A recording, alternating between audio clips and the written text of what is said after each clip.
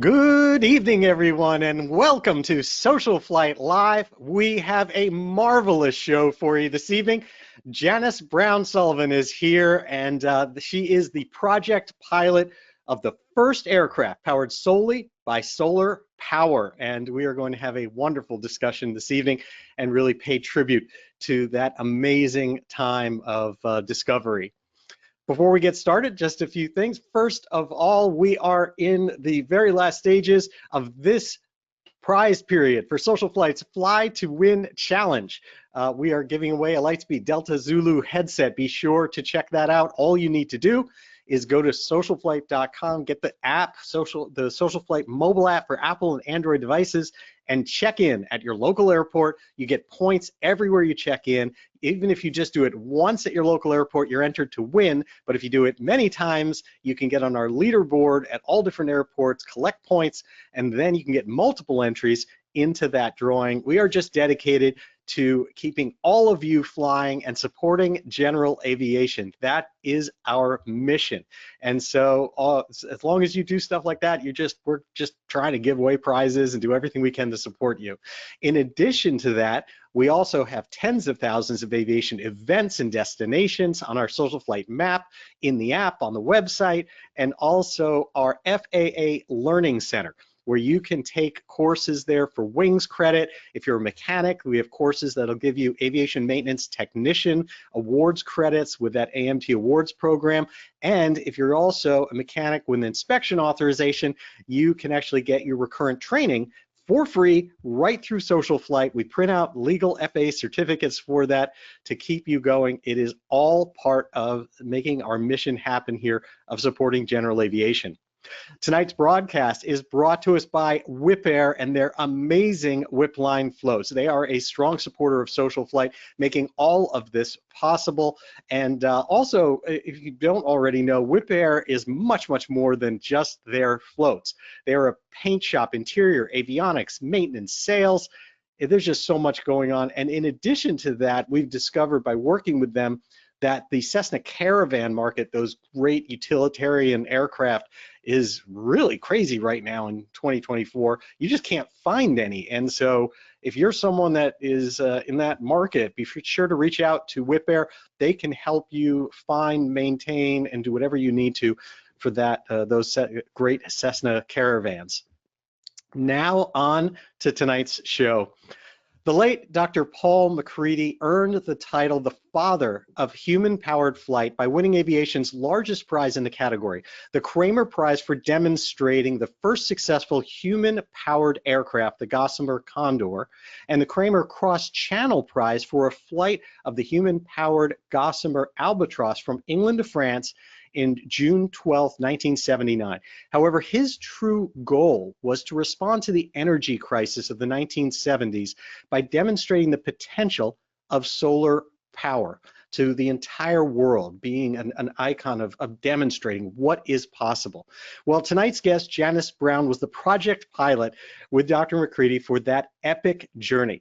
And she is an accomplished pilot of her own right. She has over 11,000 hours. She's a CFII, commercial instrument, ATP, glider rating, multi-rating, just absolutely amazing logbook of accomplishments. And together with her husband, Mike, they own a 1958 Bonanza J35 and are still very active flying. But going back in time to why she's here tonight, on August 7th, 1980, Janice piloted the solar-powered Gossamer Penguin for 14 minutes and 21 seconds over a distance of more than 2 miles at NASA's Dryden Flight Research Center in California. This was the first sustained flight of an aircraft powered solely by solar power with no battery, nothing else on board. And following the Gossamer Penguin, she also piloted the follow-on aircraft, the Solar Challenger, setting several records, including an altitude record of 14,300 feet on May 19th, 1981. The accomplishments of Dr. McCready and these aircraft and this crew are being featured in a special ceremony where it all started at Minter Airfield at their museum, the Minter Field Air Museum in Bakersfield, California, on Saturday, August 24th, 2024. So if you happen to be in the area, be sure to attend this amazing event. And special thanks to Museum Chairman Ron Pierce for making this event possible. You know, in today's world of electric cars and the emergence of the first electric training aircraft, we're really paying tribute tonight to Janice Brown, Paul McCready, and the team of people that started that journey so many years ago. I am thrilled to have her with us here tonight on Social Flight Live. Please help me welcome to Social Flight Live, Janice Brown Sullivan. Perfect. Welcome to the show. Thank you so much for joining us. Thank you for having me, and thank you for putting this podcast together, the whole program to, you know, you really are helping general aviation, and all of us pilots can come here to learn more, and we always want to do that kind of thing. I'm very grateful for you saying that. Thank you so much. But tonight's show is about you, and I would like to start with a little bit of your background, because you were an active pilot for sure before you ever joined the team and got discovered. So tell me a little bit about your getting started in aviation. Well, my father was a colonel in the Air Force, and so I was very used to aircraft and had a real love for it, as he did too. And so that's what kind of, my late husband was a pilot, and he was having all the fun. So one Christmas he gave me the Christmas present of my private pilot's license, and so I got that and kept on going. I didn't stop. Was there something about it that made you want to just kind of, once you, I think this happens to some people, the minute they get a taste of it, it's like, well, I got to keep going for ratings, so I might as well become an instructor. Yes, well, at first when my instructor said you should become an instructor, I thought, oh no, I can't do that. You know, that was like a goal too far away from me at that time. But then he really encouraged me. I've always had encouragement from men to go ahead and keep on going for those ratings. Well, that must speak very, very highly of what you were like as a student, if your instructor told you you should be an instructor. Well, I was already a school teacher, and so I had, you know, the easiest test I ever took was the CFI, the Certified Flight Instructor written, because everything that I had learned in college about teaching was on that test, so it was easy, you know. That's awesome, but I'll bet none of your students, when you were teaching in school, you had your life in their hands when you were giving them controls. Say again, please. I'm sorry. I said, but I'll bet when you were a teacher in the schools that you never had your life in your hands quite the same as giving the students control of the aircraft. That's true. So at what point did you meet Dr. Paul McCready? Well, one of my lady pilot friends, I'm a 99 and she was a 99 and flew with our group of lady pilots. And I found out that she was involved with Paul McCready and all this crazy airplanes that were being flown out at Minter Field. And so I asked her if I could come out and watch. And she said, of course you can. And so I came out. I was so impressed and so enthusiastic about what was going on with the early days. And her husband Maud's husband was the builder of the Condor and the Albatross. So he was out there all of the time. And then one day I got the strangest phone call from Maud that said, oh, Janice, how would you like to do the most wonderful thing in your whole life? And I just knew it was something to do about Paul McCready and his crazy aircraft. And so I became a candidate for being the pilot of the aircraft. And they also wanted somebody that was small, and I'm 5'2" and weigh around 100 pounds. And so I fit into that category real well. And so she recommended me for the position. And from the candidates, I was the lucky one that was selected. So 5'2", 100 pounds, experienced pilot and instructor already. You had kind of the miracle combination to get selected. Well, actually, I didn't quite have, I mean, all I had was private at that time. So Oh. I hadn't gone on to go get my instrument and flight instructor and ATV yet. So let me show. I'm going to bring up a picture of the aircraft. Tell me a little bit about what it was in the first days of your experience working with the team. This, you're showing a picture of the Gossamer Penguin, it was called. It was actually a backup plane for the Gossamer Albatross, but 3/4 of its size. So it went all the way over to England. It was sitting in the hangar waiting in case something drastic happened to the Gossamer Albatross, and nothing did. So they put it back in the trailer and shipped it back over. And then Paul decided that he had won all the prizes that Kramer had put out for doing a figure eight course in these pedal powered aircraft. And then he went across the English Channel with the pedal powered aircraft. And he thought, well, maybe these airplanes could fly with solar power. And so he decided to convert this little Gossamer Penguin into a solar powered aircraft by taking out all the pedals. I didn't have to pedal. I just had to steer, and it was hard enough. Anyway, and then he put that set of solar power, solar panels that you see on top of the aircraft. And it wasn't very much power that the airplane produced, but it did drive a 0.3 horsepower engine, and with my lightweight, we were able to fly a 2-mile course. Wow. Now, I know, tell us a little bit about the Penguin, because we'll get to the Challenger later, but the Penguin itself was a very different looking plane, as you mentioned. One thing is the solar panels stick up facing one direction. Yes, and the reason for that, it had to be perpendicular to the sun to get maximum amount of power out of it. And it's on a lever that you can turn it to the other side if you decide to turn around, but you have to land, turn the airplane around on the ground, and then fly back the other direction. But you have to flip the panel over.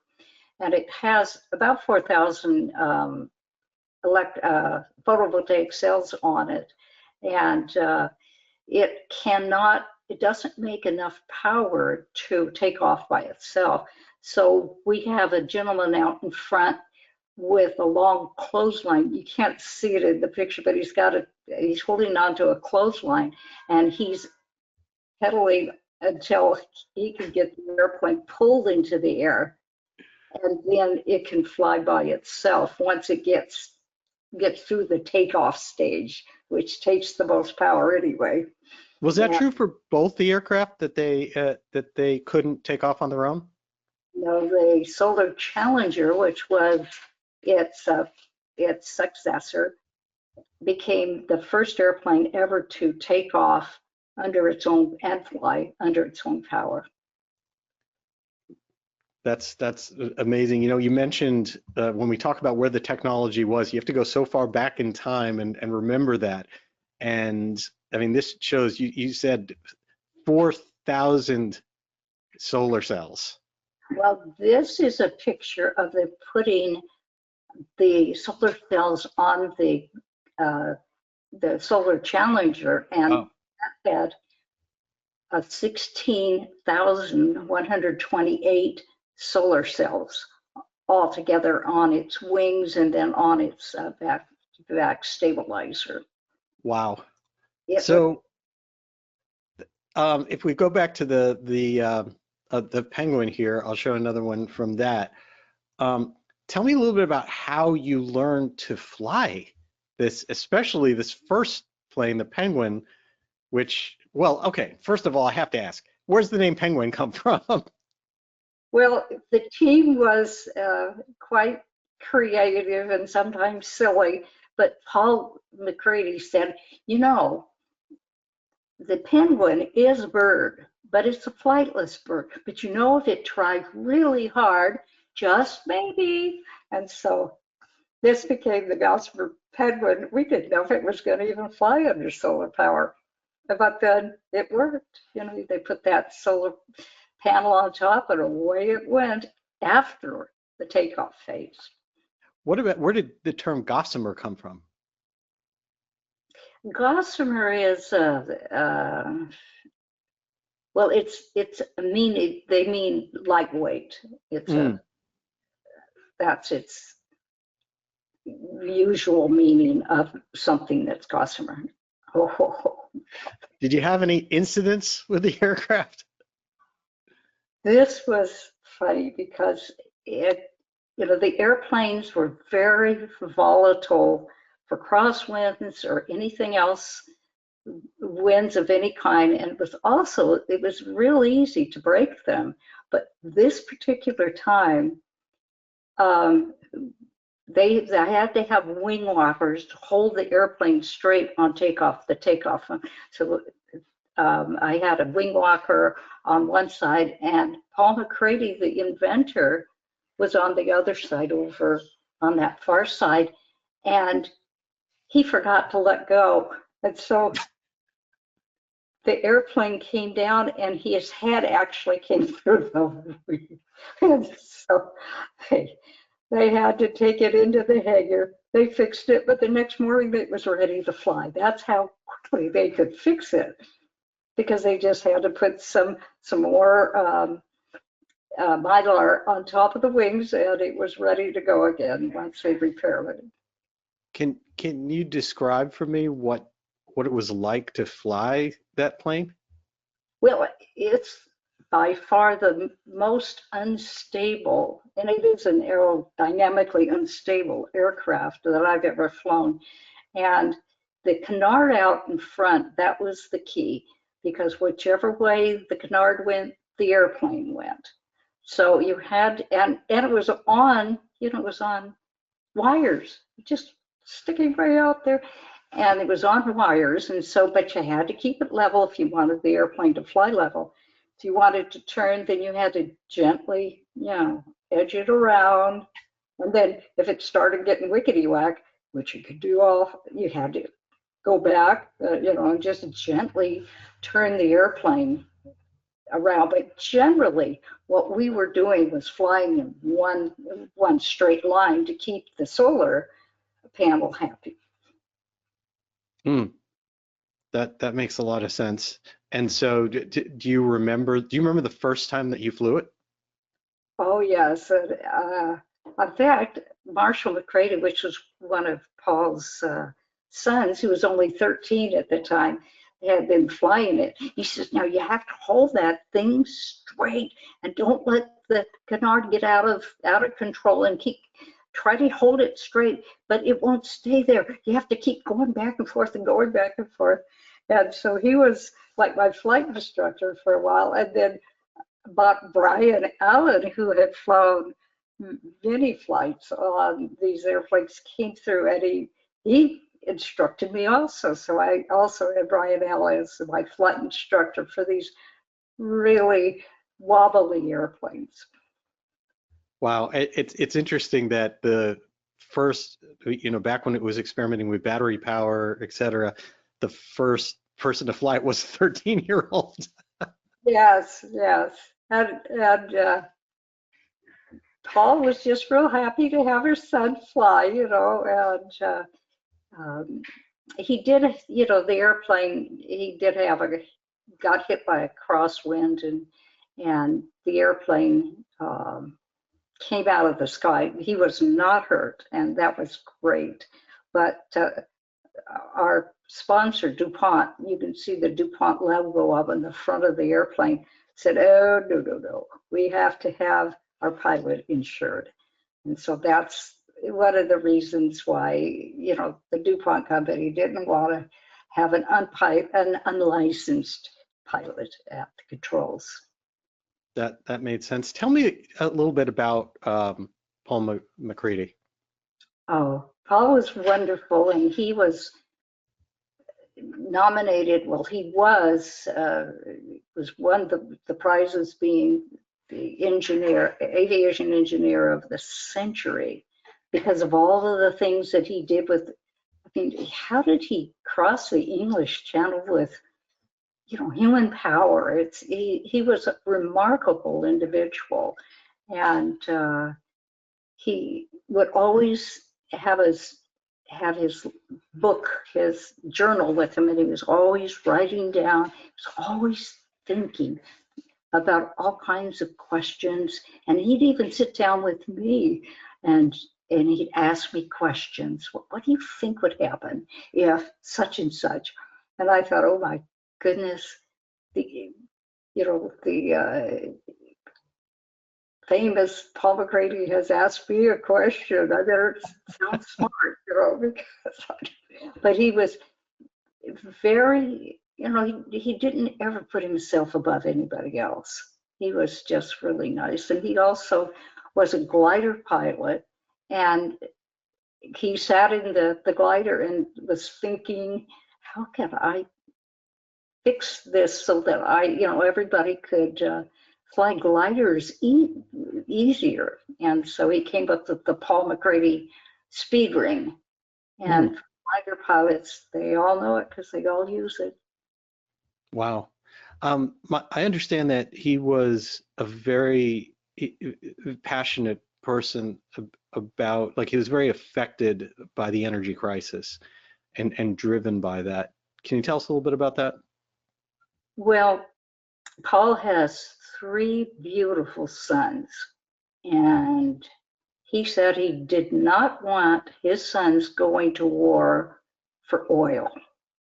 And sure enough, you know, there's been some wars fought for that. And so he was fighting his own war to keep his sons out of harm's way by developing solar power, or showing the capabilities of the photovoltaic cells. Yeah, what's interesting is, from what I've read, he wasn't specifically trying to say we're going to have solar powered aircraft. He, I think, was trying to draw attention to the potential of solar power by doing something with an aircraft that was so noteworthy that it would kind of spark people's imaginations. And he sparked their imaginations for sure with a human powered aircraft. If you know, it takes a lot of power to run an aircraft, and he was doing more with less, is what he was always saying. And he thought, well, everybody is excited about aviation, not just me and you, but everybody's excited when they see an airplane go up in the sky, and it's something new. And so he decided, I'm going to have an aircraft powered only by the sun. And right now, I mean, you don't see a lot of solar airplanes flying around. Some people do it, and generally it's one pilot and a lot of solar cells, which are very expensive, you know, that type of thing. But then now, I mean, my house has solar cells on it, and many houses, in fact, in our town, you can't build a house now without solar cells on top of it, because it augments the use of electricity. So, Wow. you know, he's made his mark. He thought it would only take about 3 years for him to see solar cells in all the homes. It didn't. No, yeah. No, it took a little bit longer than that. I have to confess, one of the things that I really like about some of the pictures we have from that time is how it takes you back to the 70s, the cars and all the other stuff. Tell me a little bit about this.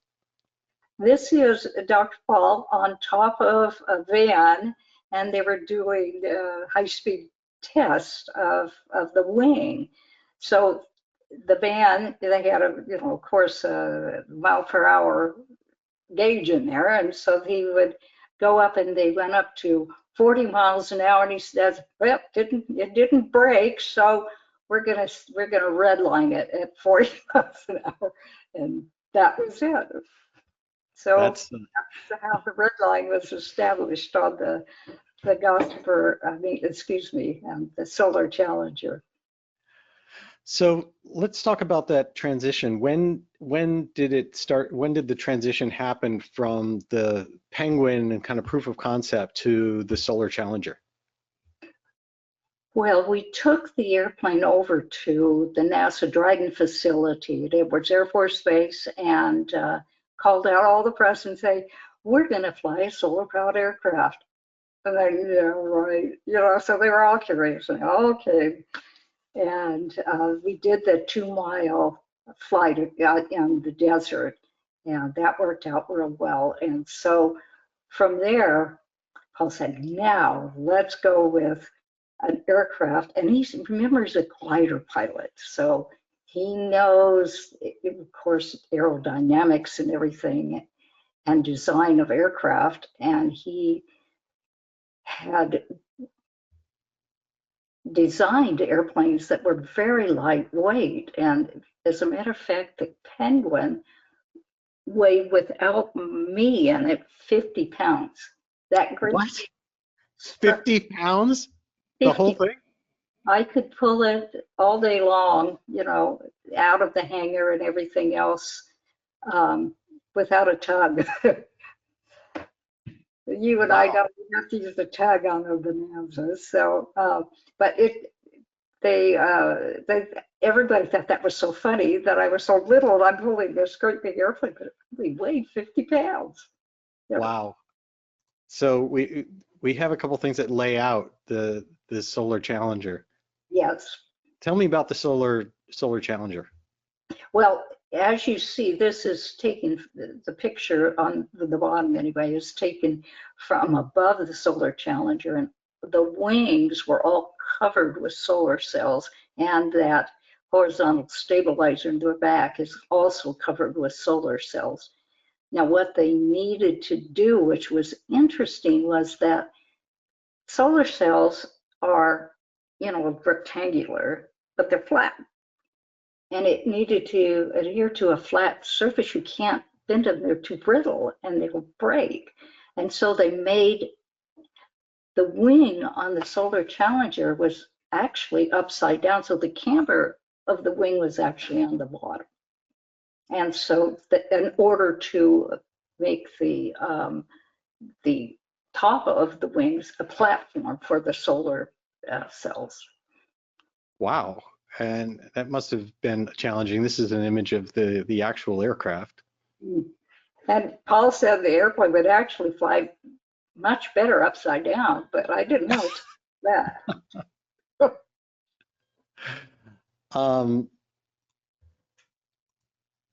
We have a few others here of that. Can you talk us through some of that? Yes. Well, we took the airplane all over California, and we finally ended up in England for the cross the Channel flight. But when we kept flying the airplane later and later into the year, and in fact, I think the last flight that we flew in December, we were trying to go from Phoenix to Tucson, or was it the other way around? No, Tucson to Phoenix, I think. Anyway, the clouds came and it rained and everything else, and that was that last one that you showed was there at Marana Air Park. And all these are Oh, this is at Marana Air Park? pardon me. This is one is at the air park? This is the one that's in Arizona, the one that you just showed, where Got it. all the planes are parked, and it was a mothball for all the big airplanes because it doesn't have any moisture, you know. Anyway, so we went there, and I could hardly get the airplane into the air. But one of my teammates was also a glider pilot, and he went out into the dirt, and he starts going round and round and round in circles, and it kicked off a thermal and away up with the thermal, and he kept pointing to the dirt cloud. And I thought, oh, he wants me to stay away from the dirt cloud so that we don't get the solar cells dirty.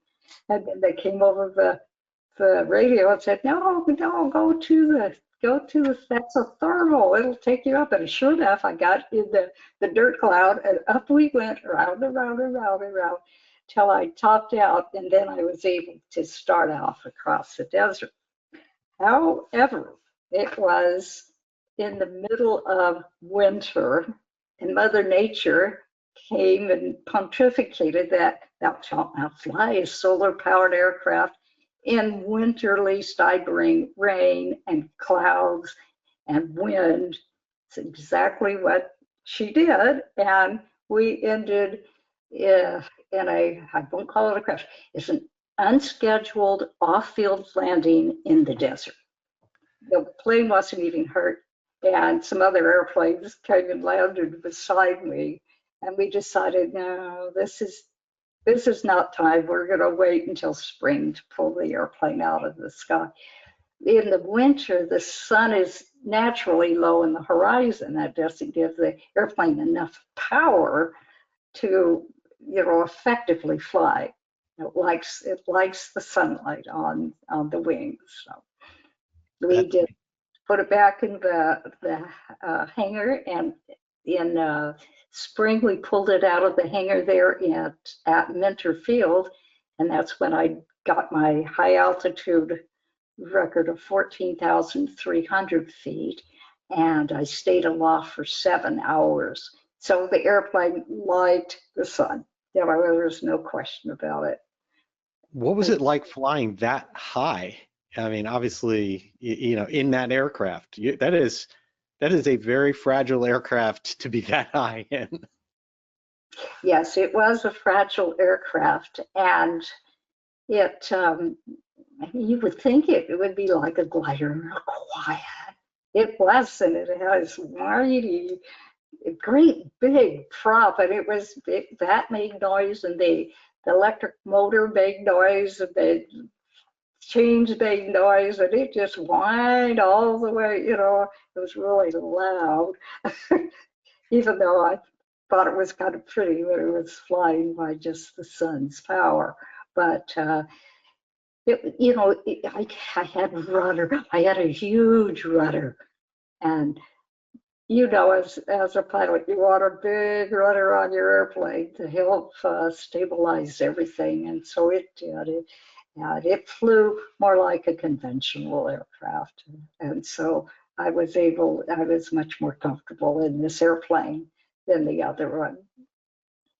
That makes a lot of sense. This obviously had a lot of people watching.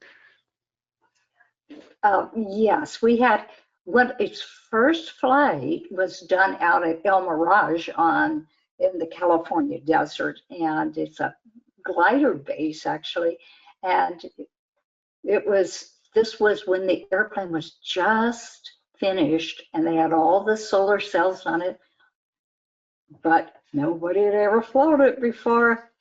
So we took it out on the runway there at El Mirage, and it popped up into the air. It took about 20 feet of roll, and away it went. And it had its own record of being the first solar-powered airplane to ever take off under its own power and fly. And so that was really great. And then, of course, it was an experimental airplane, and that being nothing had been proven yet. And so when I was flying over there on Mirage, all of a sudden something gave way. It was the prop pitch control mechanism. You see my hand over my head all the time, and that worked the prop pitch control mechanism, and it failed. It broke in half. And so I just let it go and turned it into a glider. It was a great glider, and it glided, it landed at a slow airspeed and like about 15. So it was fun to land it dead stick. Wow, that's we're very fortunate to have a couple images. I believe it's of the Challenger inside. It could be the Penguin. Can you tell me? Yes, well, it's going to be, this one looks more like a conventional aircraft than the Penguin did, except, so you can see it's got an inclinometer in there, and it's got a airspeed indicator in there, and a turn bank indicator. But the thing that's different with this airplane is that it has only, for your engine instruments, it has your volt and your watt indicator, because that's what was indicated. And I could tell if I'm, like right now, I would be landed because they're not making any power right now. And if so, I could turn back towards the sun and watch my instruments come up. And then also they did have a sundial in there, and if I kept the aircraft on the sundial and have it centered, then I would get the most efficiency out of the solar cells. A sundial on an aircraft. That's definitely a first for me hearing about that. I like that. This also shows what the top of your stick, what is there, and then also, was that for taking pictures? What's the little controls? Well, the stick worked just like a regular one, but it also had the brake on it. So you push on the brake after the airplane came to a stop. And I always had wing walkers that would catch it too, catch the I'm wing. surprised it had a brake. Right. Yeah. So that we did have it was a bicycle brake on the tire, the front tire. Well, And how about this? that was the main tire. Yes. And what was above you? Oh boy. What do you think that is, Jeff? That yellow package up there? I don't. It doesn't look like a parachute. No, yes, it does, because that's exactly what it is. And so this was the fail-safe that if it can glide, the engine, if it quit all the time, you just glide down and land. Excuse me. But if the wing fell off, and remember it's an experimental aircraft, I hadn't ever been flown before. So if the wing fell off or the tail fell off, then I would take that white cord that's hanging out of it right there and take the whole bundle, and I would throw it through the side of the airplane. Remember, the airplane's made out of mylar, like saran wrap, kind of. And I would punch a hole in the saran wrap and then throw the parachute out, and me and the airplane and the parachute would all come down together. So that was a whole aircraft parachute back in 1980, 81, used for this entire thing, and you would literally throw it out of the, that's amazing. Well, and not only that, it was calibrated that it would hold my weight and the aircraft weight together. Not, we couldn't take probably a larger person and have it be effective. Wow. And what are the switches for? Good question. Up there, the switches, there were 4 panels up above me, on the wing, and then there was one panel on the horizontal stabilizer. And so I would turn on each uh, switch, and it would activate each panel on the solar panel. All of them had to be working in order for the airplane to fly. So is that the way of knowing that they were all working, to individually switch them? Well, when I would turn them on, there would be a bump in the power each time that I hit a switch. There would be a bump in the power, and then the airplane would make more noise than it was before too. So There are some wonderful pictures of you with models and with the actual plane that I want to make sure people also get to see this from back then. that was an artist's conception of how the airplane was going to look before it was even built. As a matter of fact, you can see the Penguin's wing in the background. And so the Solar Challenger hadn't been built, and they built the this model, but it's a pretty good replica of what the airplane finally ended up looking like. Wow. I And would this is kind of the iconic hero shot. oh, there we go. They we had a real good helmet company. It was snail rated and everything. So of course DuPont wouldn't let me up there without the perfect helmet either. So oh, and then there's the word experimental, which was certainly the category of the aircraft, because it just, like I say, had never been flown before. Do you actually remember this picture being taken? Um, there was a lot of people taking pictures, most but it looks like we're looking at the gentleman that's standing next to me is our engine person. And so he's our motor, I guess you'd call it, the motor, the electrical motor man. And so I think he's having me play with the prop pitch control mechanism to make sure that it working correctly. That's awesome. And there's one other that is truly, I think, obviously very iconic of your experience with that. Oh, that was really exciting because I won the Harmon Award for exploration in aviation, and it was presented by Ronald Reagan in the White House, and that was really exciting. And not only did I win it, but also the astronauts. That's Bob Crippen behind me. And I came in, and my whole support group were on the outside, and we came in and we lined up, and all of a sudden I had these two big hands on my shoulder, and they pushed me to the next astronaut. Then the next astronaut pushed me, and they just pushed me down the line until I was the one standing right next to Ronald Reagan in all of the pictures. They knew what they were doing. So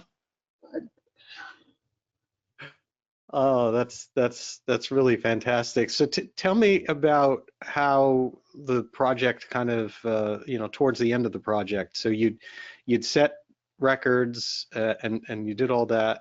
Tell me a little bit more about how things wrapped up. well, we took the airplane over to Paul's favorite place, the iconic English Channel. He thought that was just the neatest place to set aviation records. And so we took the airplane over there, and our poet laureate said that England is the land of silk and brocade, and also the land of maximum shade, because that's what we had, clouds. That's not a good place to fly a solar powered airplane. Not only that, it's up high on the horizon, up high to the north, and it doesn't get very much solar power anyway.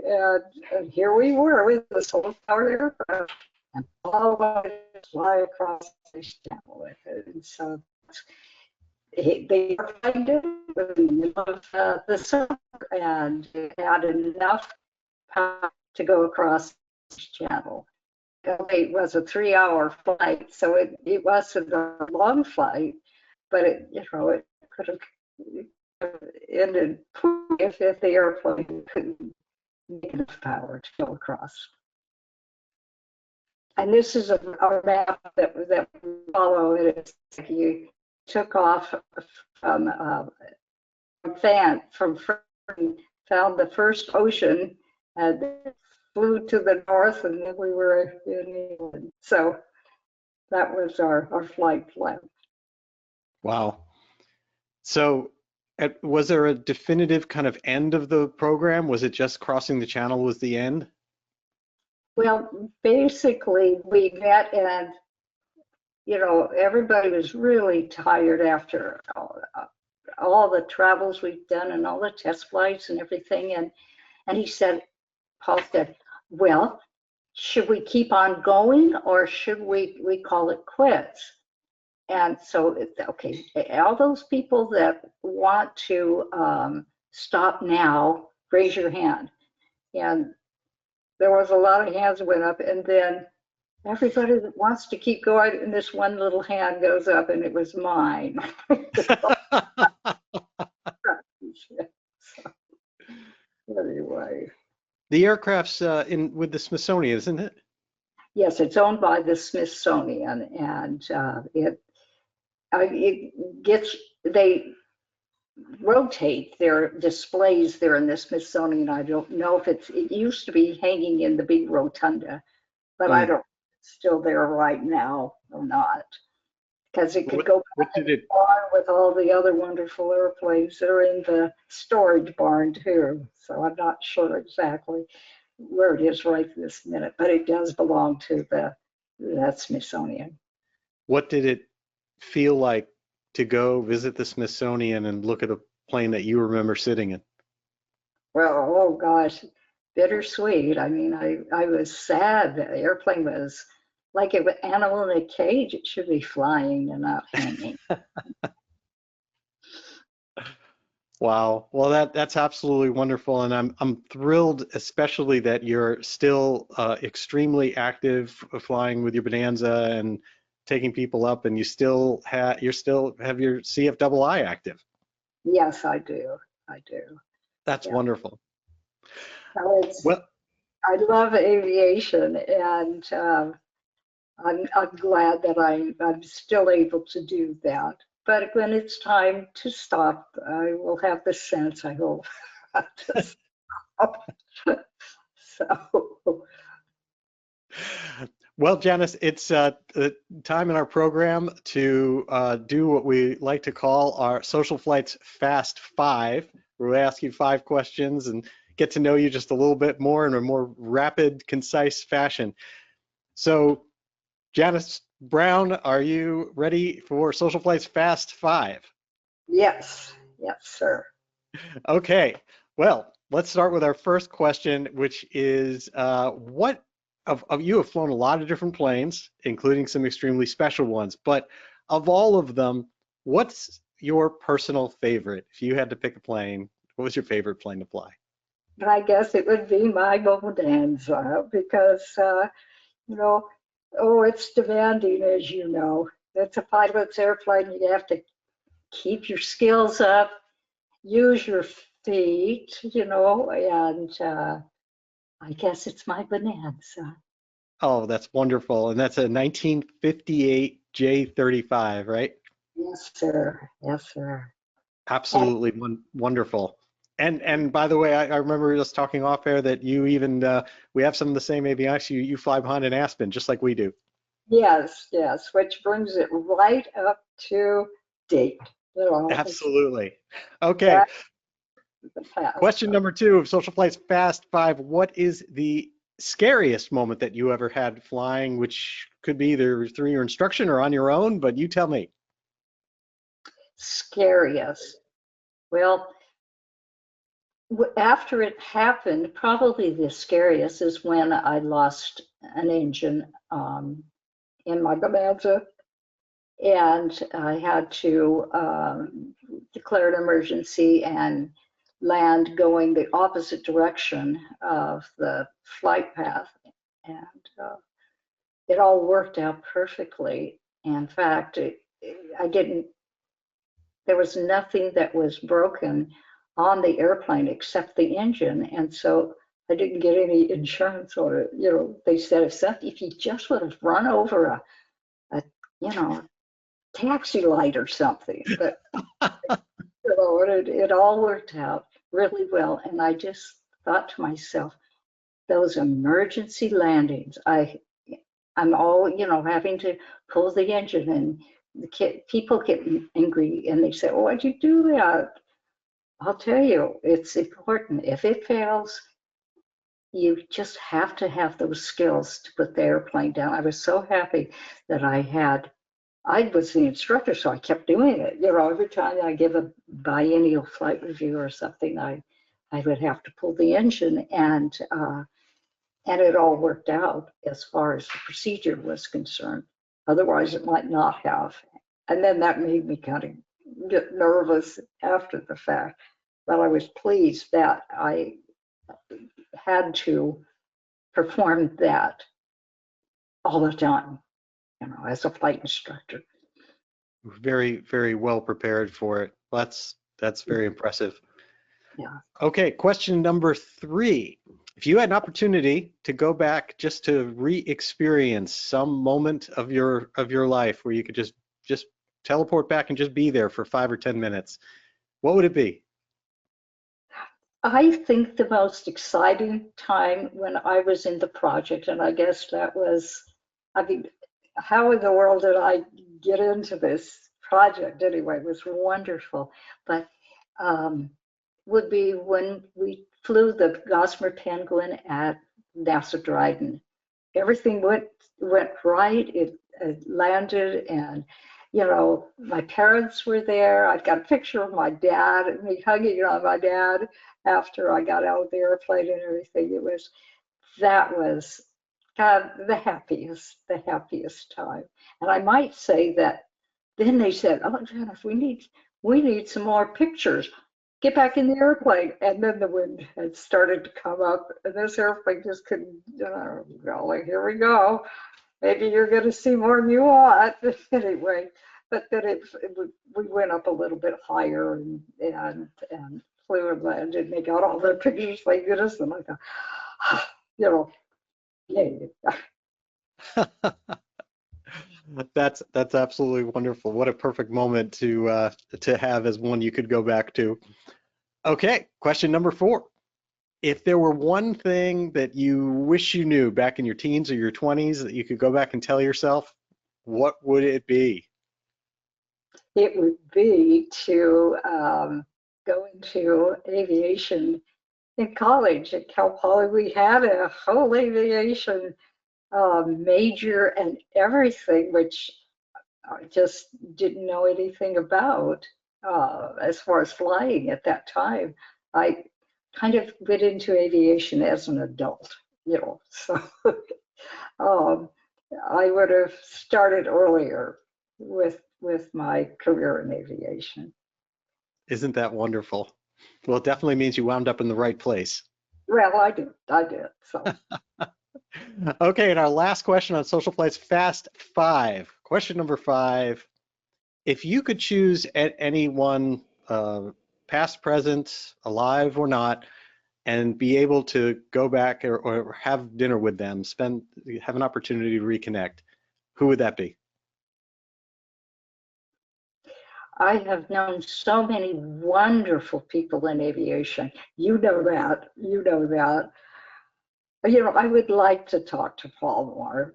And then, you know, we can't bring him back, but you know, my husband is a wonderful pilot too, and I thank goodness have him, and we can talk about all kinds of different things. And but I mean, for a person that I can't talk to anymore, it would be Paul. Paul McCready. Yes, sir. Excellent. Well, Janice, thank you so, so much for taking time out of your evening to join us here on Social Flight Live and help us commemorate and celebrate this amazing accomplishment that happened back at such a challenging time of energy crisis. And you guys really did some wonderful things that I think inspired generations to come. Well, thank you for saying that. I really appreciate it and appreciate you asking me to come on to your podcast. Thank you so much. Have a wonderful evening again. And Janice Brown Sullivan, everyone, and you can again be able to meet her, some of the other pilots involved in the different Paul McCready projects by going to the event that Minter Field Air Museum is having in Bakersfield, California on August 24th, 2024. Thanks again to Ron Pierce for helping all those connections. And again, thank you so much, Janice, for joining us this evening and everything that you've done for us in aviation and continue to do as a flight instructor. Thank you. Have a wonderful evening. Goodbye, and you have a wonderful evening too, and keep doing what you're doing because we all learn from these things. Thank you so much. Okay, Good night. thank you. Goodbye. And thanks to all of you for everything that you do and for joining us here for another edition of Social Flight Live. We'll be back next Tuesday, April 2nd at 8 p.m. Eastern Time with astronaut Charlie Precourt. We're going to talk about meeting Russia in space, one of the things that he is most known for, but he is known for so much more than that. And it's going to be a really wonderful evening and opportunity to spend some time with Charlie Precourt. And then we're off for Sun and Fun. Be down there. You'll see some videos and content coming from that great show. If you are down there, I will be walking the grounds. If we connect, please come and say hi. Absolutely love meeting all of you. And then we'll be back following Sun and Fun on Tuesday, April 16th, 8 p.m. with Jack Pelton talking about EAA's AirVenture 2024 preview and what's coming for that amazing show as well. As always, again, thank you all, and I wish you all blue skies.